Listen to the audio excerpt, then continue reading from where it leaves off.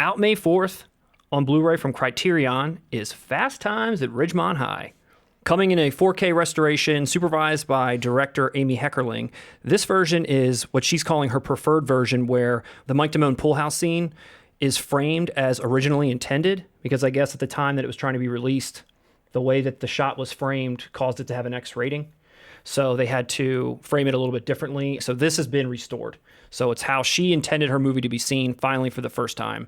Maybe people actually like it this time. Finally, we can see the statutory rape in all of its glory. Exactly. There's Thank you, Amy. More focus on the abortion plot. We gotta get an abortion. Please. That's exactly what we all of us needed. wanted. The television version of the film is also included, which I guess originally aired in the 80s. Tonight, it's a far-out Wednesday night movie. Conduct yourselves with the utmost maturity. And they tried to make it more of a, obviously, family-friendlier version. Fool stuff. Don't fool with it. You nerd. No, he just called him a nerd.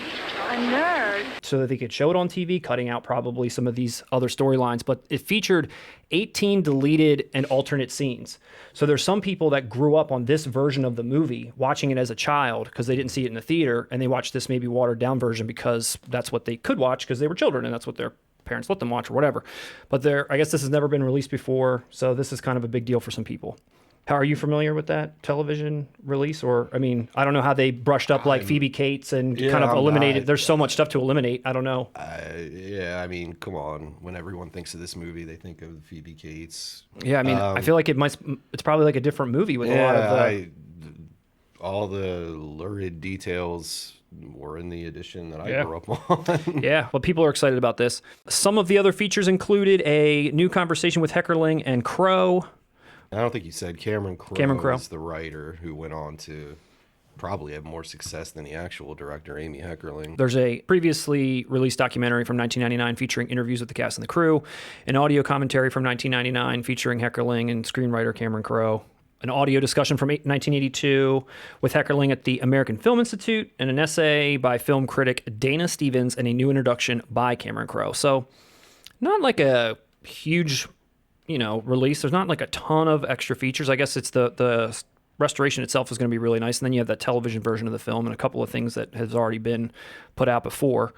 I know for a long time, Criterion released Dazed and Confused. They had that out on a special edition DVD and Blu-ray. Mm-hmm. But if you recall, they used to package Universal put out Dazed and Confused and Fast Times at Ridgemont High in like 2-packs. You always saw them packaged together. Yeah. I guess it was just inevitable that Criterion will get their hands on this as they did with Dazed. And what do you think the deal is with them not putting out anything in actual 4K? I mean, all these 4K restorations, I'm sure they all look great. Do you think they're of this mindset like, it's not worth our time, we don't see that much of a difference with our restorations versus 4K? There's like a money thing. Like, what do you think? It's a good question, honestly. I mean, kind of like what Arrow or Blue Underground is really known for. I envision Criterion jumping on the 4K bandwagon at some point. I mean, they'd be silly not to. I will say this for Criterion fans, I'm happy that they're releasing a title like Fast Times at Ridgemont High, which you could also argue, of course, has cultural merit. But on top of that, this film is going to sell a lot of Criterion films. I mean, Bergman isn't keeping that label alive, as great as Bergman is. But you need to release titles like Fast Times, Breakfast Club, Dazed and Confused. You got to get the funding to get out, some of the other lesser-known treasures that Criterion is known for showcasing. For sure. I guess the only other thing to think about with this is next year's its 40th anniversary.